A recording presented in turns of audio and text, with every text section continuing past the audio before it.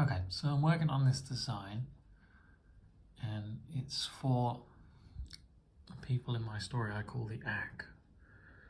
And the reason I'm doing this is because I have this older design idea and I got a bit hooked on some of the elements. So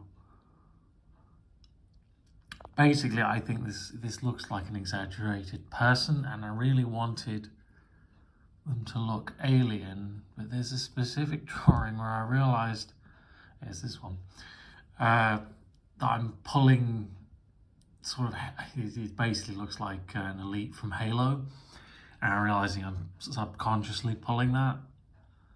And yeah, you can see that I've got this split foot going on, the arms, I mean, this looks like a human forearm.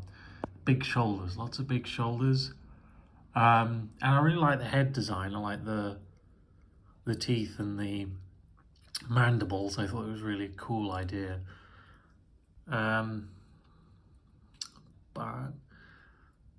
I don't think it doesn't look terribly practical. Like, it looks sort of nonsensical, and the whole premise is desert creatures. So, I mean, these feet just sort of don't make sense, and they do look very monster stilts, which I think was part of my inspiration, but I'm not sure that actually makes any sense.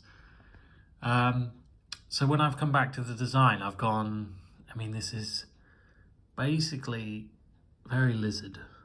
It's almost entirely Komodo dragon in terms of the body. Just sort of what they look like. But I quite like the paunch of the belly, which they do actually have. And the idea of the much smaller shoulders doesn't look very human at all. Obviously it's standing upright. But there's something about this face I don't like very much. So I've gone very lizard here, but it's almost cat-like, which I'm not a huge fan of. And then when I was trying to redo some of the design elements, I realized that, I mean, you can see it here, but also in the original, like, shoulder pads, big shoulder elements are definitely there, which make less sense. But I really like this, just as a jumping off point, like the thin waist in a sort of alien place, running the coil around. So it makes me think of like folds of scales, which I think is very cool.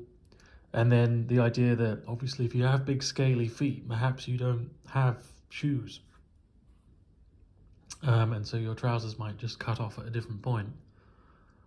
But I think very cool. And the head, so here I've got, it's very crocodile. I was trying to, so the premise is they're supposed to be a kind of monster, these creatures, but you have to engage with them like they're people because they're a civilization, but they're monsterific, if that makes sense. So it creates this sort of alien juxtaposition. And I started workshopping in this sketchbook here. One of the elements I did want to keep, which I have abandoned, was the teeth. These big teeth at the front. So I think they look very alien, but unfortunately I don't think they make any sense. So I have abandoned them, and then there's me attempting to, do I just close the mouth? How do you close it? And I think it was with these sketches, so I was really simplifying the shapes here. And I kind of like, so I like the shape here. So here it's quite bulky and very forward, whereas here it's starting to orientate down. And so I came back in and I realized that it has a horse-like shape to it. And so what I've sort of settled on is something like this. And it solves a lot of the issues, especially around the lips, so it doesn't look lizard-like. I mean, it looks horse-like because that's what I've copied it from. But even removing the large opening at the jaw, which horses don't have, And apparently the reason horses have the long jaw is because it makes their biting force more, which, given that my creatures have these mandibles, makes it very appropriate in terms of strength. And then I definitely debated, so yeah, in my old design we have these big plates of scales, and obviously I don't think lots of lizards don't have that. They have sort of a mixture, but then I've come back to it definitely because it has a very distinctive look, and I think that they are aliens. They're not terrestrial reptiles, so something very different.